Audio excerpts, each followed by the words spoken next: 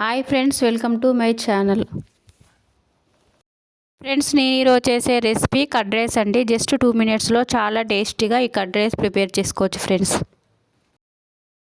Friends, నేను ఇక్కడ 1 glass rice తీసుకున్నాను. రైస్ 2-3 టైం బాగా వాష్ చేసుకోవాలి. స్టవ్ వెలిగించుకొని రైస్ కుక్ చేసుకోవాలి. ఫ్రెండ్స్, రైస్ అనేది ఇలా కుక్ అయిన తర్వాత 1 కప్ మిల్క్ యాడ్ చేసుకోవాలి.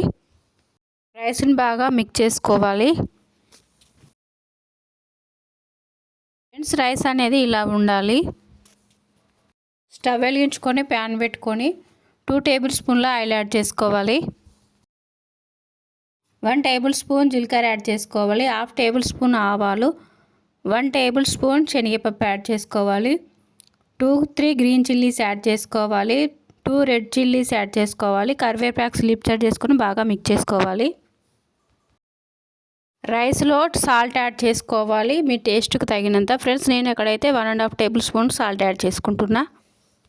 1 కప్ పెరుగు యాడ్ చేసుకొని బాగా మిక్స్ చేసుకోవాలి.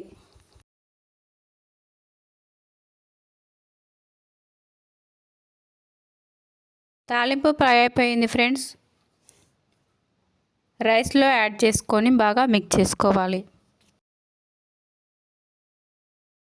Friends, tasty curd rice ready అయిపోయింది ఫ్రెండ్స్. టేస్ట్ అయితే రెస్టారెంట్లో తిన్న టేస్ట్ లానే ఉంటుంది ఫ్రెండ్స్. చాలా ఈజీగా ఈ రైస్ను ప్రిపేర్ చేసుకోవచ్చు. ఇలా చేస్తారంటే చిన్నపిల్లలు కూడా ఇష్టంగా తింటారు. ఫ్రెండ్స్, మా వీడియోని లైక్ చేయండి, షేర్ చేయండి. మా ఛానల్ని ఎవరైనా కొత్తగా చూస్తుంటే సబ్స్క్రైబ్ చేసుకోండి ప్లీజ్ ఫ్రెండ్స్.